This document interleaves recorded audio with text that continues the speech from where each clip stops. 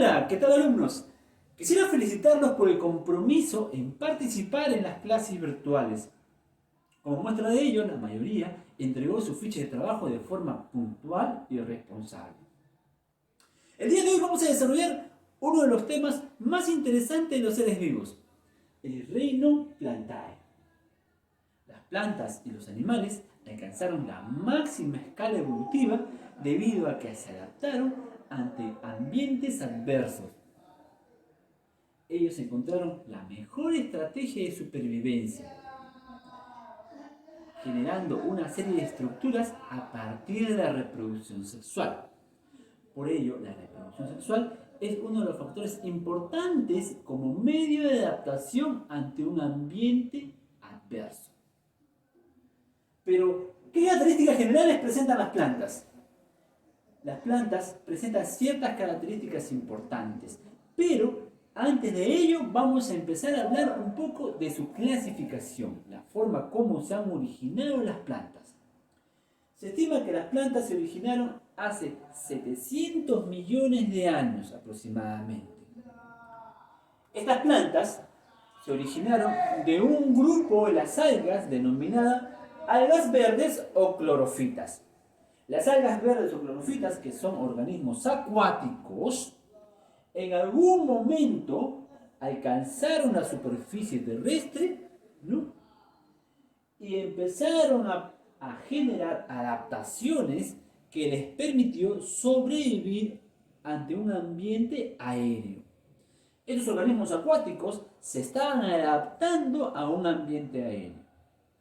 El grupo de las algas verdes, un grupo de las algas verdes de un grupo denominado Charophysia, probablemente originó a las primeras plantas. Aquí tenemos un árbol filogenético, es decir, una historia evolutiva de las plantas, donde encontramos en la base de este árbol filogenético a las algas ancestrales del grupo de las algas verdes o charophysias. Estas algas verdes o charophysias probablemente invadieron la superficie terrestre y empezaron a generar adaptaciones ante la desecación. La presencia de cutina, una cubierta que va a proteger a la planta ante la desecación, vendría a ser una de las adaptaciones para generar las primeras plantas. Posteriormente debe ser la forma o la estrategia de generar estructuras reproductoras resistentes a la desecación. Una lámina o cubierta conformada por esporulina generalmente es la que más o menos se menciona que también es una cubierta resistente que presentaban estas primeras plantas. Las algas verdes entonces fueron los primeros organismos que empezaron a adaptarse, ¿no? En un grupo Charophysia, ¿no? El género Chara, por ejemplo, tenemos ahí, que se ha adaptado a formar las primeras plantas primitivas. Las plantas primitivas se encuentran en el grupo que lo he representado con la letra A. Este grupo primitivo lo conforman las briófitas. Las briófitas, como ustedes pueden observar, son plantas que se encuentran en ambientes húmedos porque dependen su reproducción sexual del ambiente húmedo. ¿Pero por qué, profesor? ¿Por qué el ambiente húmedo? Lo que pasa es que estas briófitas tienen gametos sexuales flagelados que van a unirse, estos gametos van a fecundarse por medio del agua, ¿no? Es decir, la fecundación va a depender de un medio acuático, por lo cual el gameto masculino va a nadar hacia el gameto femenino llevando a cabo la fecundación, ¿no? El gameto masculino va en búsqueda de la unión del gameto femenino. Y justamente por eso depende de un medio acuático para poder proliferarse.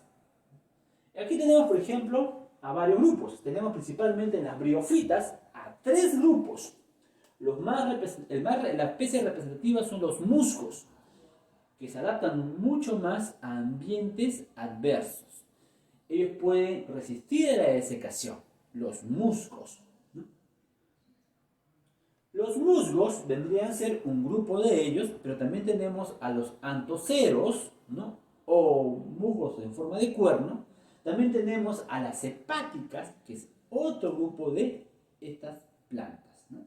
Entonces tenemos aquí a tres grupos: los musgos, ¿no?, los antoceros y las hepáticas. Todas se encuentran generalmente en ambientes húmedos, en ambientes tropicales húmedos. La característica de este grupo es que la planta gametofítica, la que produce gameto, es la más prominente, es la más desarrollada. Por ejemplo, lo que están observando aquí es una planta gametofítica. La que se representa, la que tiene forma macroscópica, la que más se desarrolla, es justamente la planta gametofítica.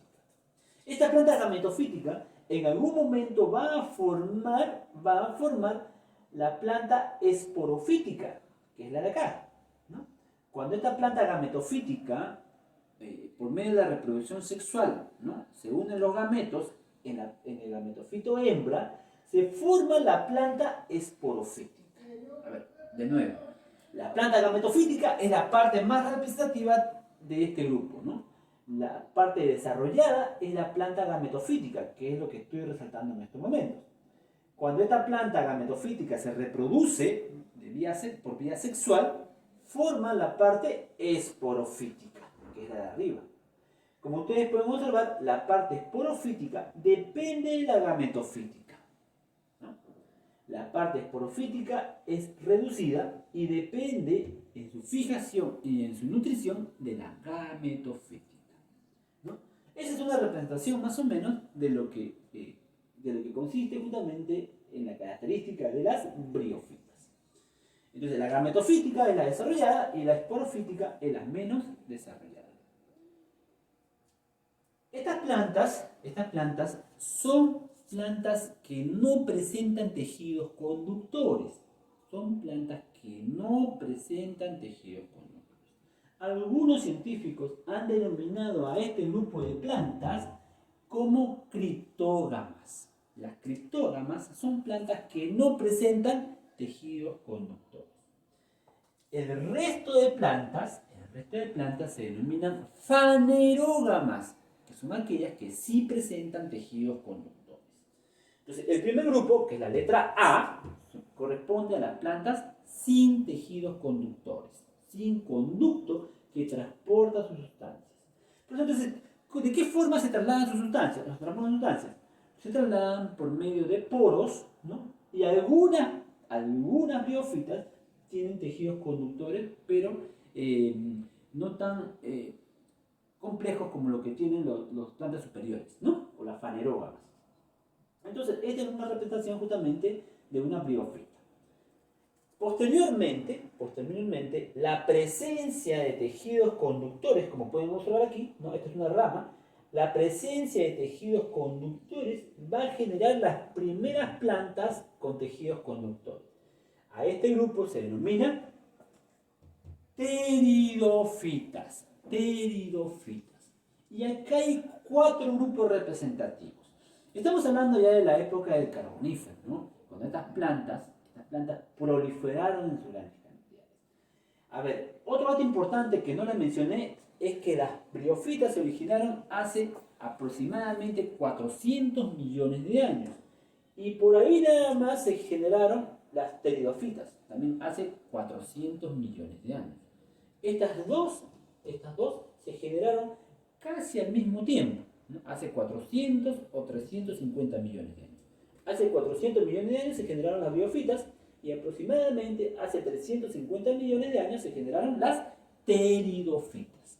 Pero casi paralelamente ellas dos cohabitaron, dominaron, ¿no?, justamente en ese periodo que les acabo de mencionar. Miren, y aquí tenemos a esta pteridófita. Les mencioné que las pteridófitas son plantas fanerógamas, son las primeras plantas que presentan tejidos conductores. Estas plantas fanerógamas que presentan tejidos conductores están representados en 4 grupos, ¿no? Y ahí tenemos a la silotofita, ¿no?, a la ficofita, ¿no?, tenemos a la esfenofita y a las pteridófitas, ¿no? Silotofita, ¿no?, a la ficofita, a la esfenofita y de la pteridofita. Son 4 grupos representativos de este grupo, ¿no? 4 grupos representativos. Las plantas más primitivas de este grupo, ¿no? De las pteridofitas, las más primitivas, no presentan raíz, ¿no? Tienen un órgano de fijación, un rizoide, ¿no? No presentan hojas, ¿no? No presentan hojas. O sus hojas en verdad son excrescencias, ¿no? Son una serie de un bultito, no son desarrolladas, son excrescencias en verdad, ¿no? Un tallo, imagínense, ¿no? Un tallo sin hojas, ¿no? Sino con unos bultos, unos brotecitos, ¿no? Unas excrescencias y sin raíz. Esas son las plantas más primitivas de las pteridofitas.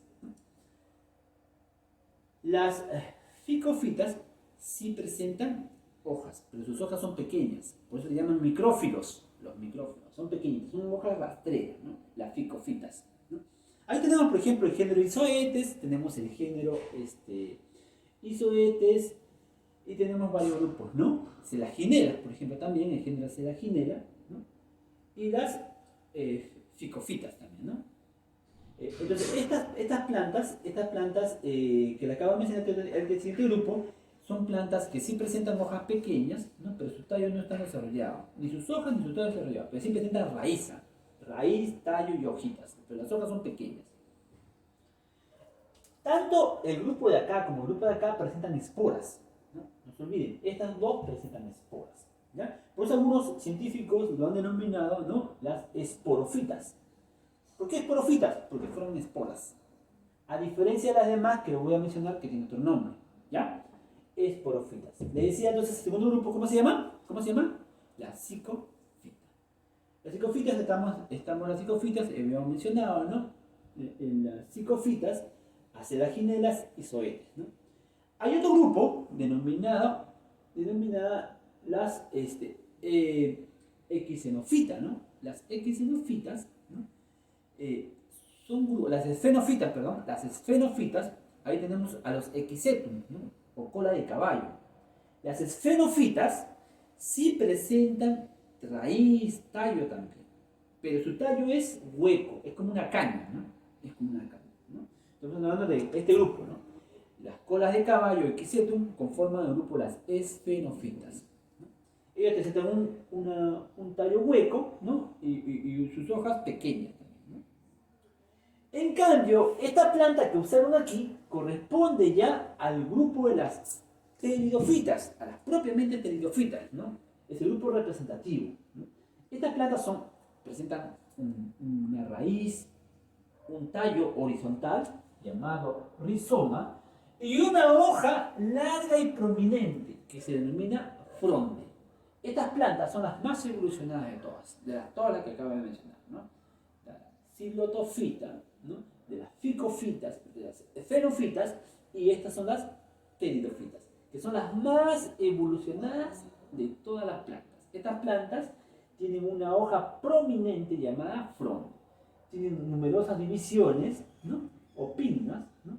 Una planta con una hoja compuesta, ¿no? La hoja compuesta es porque tiene divisiones.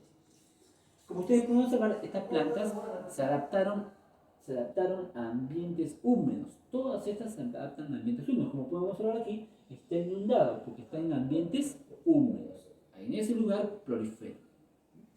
Hay varias especies, hay varios géneros, ¿no? Adiantum, ¿no? Hay Polytrichum, ¿no? Hay varios géneros, ¿no? Es una planta altamente diversa también, ¿no? Existen más o menos aproximadamente 1000 especies de este género, ¿no? 1000 especies, 1100 especies más o menos, ¿no? Y el de acá, 171 especies más o menos. Son pocas las de acá, ¿no? Pero el de aquí, este grupo son 1100 especies más o menos, ¿no? Perdón, las de acá, de este grupo, ¿no? 1100 especies de esta especie representativa. Entonces, le mencionaba que este grupo de las pteridofitas se encuentran en ambientes húmedos, ¿no? Es la característica de este grupo. Ahora tenemos, por ejemplo, la presencia de semillas. La presencia de semillas va a generarse con el grupo de las gimnospermas, ¿no? Las gimnospermas presentan semillas. Son las primeras plantas que presentan semillas. A este grupo, estas plantas se denominan espermatofitas. la presencia de semillas le permite denominar a este grupo espermatofitas, ¿no? ¿Se acuerdan que le dije? Las de acá se presentan esporas, esporofitas, y las de acá se van a denominar espermatofitas porque presentan semillas. Las primeras plantas con semillas, ¿quiénes son? Las gimnospermas. Pero ¿por qué le llaman gimnospermas? A ver, gimno significa abierto, descubierto, y perma significa semilla. Por lo tanto, lo que quiere mencionar esta palabra es que son semillas abiertas o desnudas, ¿no? Son plantas con semillas abiertas y desnudas. Como ustedes pueden observar aquí, en esta imagen de acá, estas plantas generalmente son árboles que se encuentran en ambientes templados, climas templados, ¿no? Estas plantas prominentes, ¿no? Donde hay varios géneros, familias, hay varias familias, ahí tenemos a las coniferales, ¿no? A las coniferales, ahí tenemos también a la familia coniferales, a las cicadales, ¿no? Tenemos a cicadales, tenemos a la familia egnatales, ¿no? Egnatales, ¿no? Son familias más o menos que se encuentran, o grupos que se encuentran en este grupo de las gimnospermas, ¿no? Hay subgrupos, ¿no? Divisiones. Entonces, la especie representativa aquí es los pinos, ¿no? Los pinos. Las coniferales están representadas por el pino, ¿no? En las coniferales, que son este grupo de acá, las coniferales, son especies altamente diversas, ¿no? Han alcanzado una gran cantidad de especies, ¿no?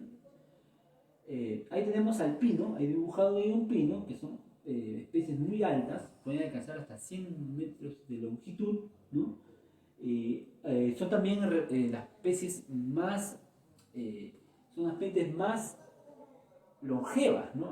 Tenemos ahí a Pinus longaeva, que puede llegar a tener, o se ha determinado que sobreviven de 2000 a 3000 años, ¿no? Entonces son especies bastante longevas, ¿no?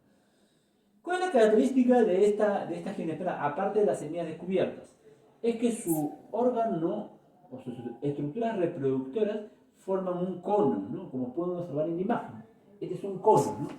Lo de aquí son sus hojas, son generalmente pequeñas, aciculares, en forma de aguja o en forma de escamas, contienen un órgano reproductor denominado cono, ¿no? De ahí proviene el nombre de coníferas, las coníferas, ¿no? Las coníferas. Entonces, esa es la característica justamente del grupo de las gimnospermas, la presencia de una semilla descubierta con un órgano reproductor en forma de cono, ¿no? Ahora, otro detalle importante también en estas plantas es que la mayoría son arbóreas, ¿no? Son generalmente arbóreas. Todas son arbóreas en verdad, ¿no?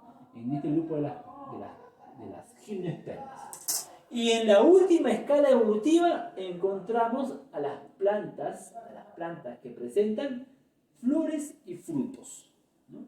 La presencia de fruto es uno de los atisbos evolutivos más importantes en esta planta y que le ha permitido diversificarse. Se ha determinado que este grupo nada más presenta una gran cantidad de especies, ¿no?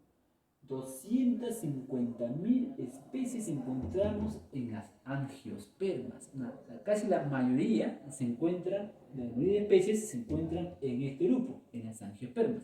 Han alcanzado una gran diversidad de especies debido a la presencia de flores y frutos en su proceso, justamente que les permite reproducirse, ¿no? Llevar a cabo la polinización. Pero ¿qué es el fruto? El fruto es una cubierta que va a proteger a los órganos reproductores, ¿no? A las células reproductoras, perdón, ¿no? Esta cubierta va a generar una estructura que va a alimentar al embrión, ¿no? Pero también va a formar una cubierta que va a servir como medio de diseminación, ¿no? Diseminar a la semilla, ¿no? Los animales van a ingerir a este fruto, ¿no? Van a obtener el alimento de este fruto, pero las semillas van a pasar por el sistema digestivo sin ningún daño y van a ser diseminados a diferentes lugares. Ese es el éxito que justamente van a tener las angiospermas, poder diseminar sus semillas a diferentes lugares. Por eso son plantas que han alcanzado diferentes ambientes. Como pueden observar allá en la ilustración, son plantas que se pueden encontrar en el suelo, ¿no? En el suelo, como pueden ver ahí, ¿no? Generalmente en el suelo, ¿no? Fijados por medio de las raíces, ¿no? Y se denominan las mesofitas, ¿no? Las mesofitas. Pero si se encuentran en el agua, pueden flotar, ¿no? O se pueden encontrar en un medio acuático, pueden encontrarse flotando o sumergido, ¿no? Y se denominan hidrofitas. O pueden encontrarse en ambientes donde el agua es restringida, ¿no? En lugares desérticos, por ejemplo. Y esta planta se denomina xerofíticas. Entonces tenemos a las mesofíticas, a las hidrofíticas y las xerofíticas, ¿no? Mesofíticas o mesofíticas, a las hidrofíticas y a las xerofíticas. Ese es el éxito que ha alcanzado estas plantas denominadas angiospermas, ¿no? Pero, finalmente, ¿cuál es la característica de las plantas? ¿Qué distingue las plantas de otros organismos? En primer lugar, las plantas son organismos independientes. Ellos producen su propia energía a partir de un proceso denominado fotosíntesis. Ellos son organismos, por lo tanto, autótrofos, porque producen su propia energía. A través de la fotosíntesis, las plantas aprovechan la luz solar para elaborar moléculas complejas a partir de sustancias simples como agua, sales minerales que van a ser fijadas por la raíz, ¿no? Y también moléculas que se encuentran en el aire como es el dióxido de carbono, que van a permitir elaborar estas moléculas orgánicas, como las proteínas, como los glúcidos, como los lípidos, y que van a permitir disponerlas a los organismos consumidores como los animales. De esta manera las plantas van a ser los únicos o los pocos organismos que tienen esta característica, ser organismos autótrofos. Las algas también son autótrofos. Las bacterias, algunas bacterias también son autótrofos, pero las plantas principalmente son organismos autótrofos que cumplen un rol importante en la cadena alimenticia, conformando la base de la pirámide de la cadena alimenticia, como organismos productores. ¿No? Entonces ahí tenemos una de las características de las plantas. ¿Qué otra característica, profesor?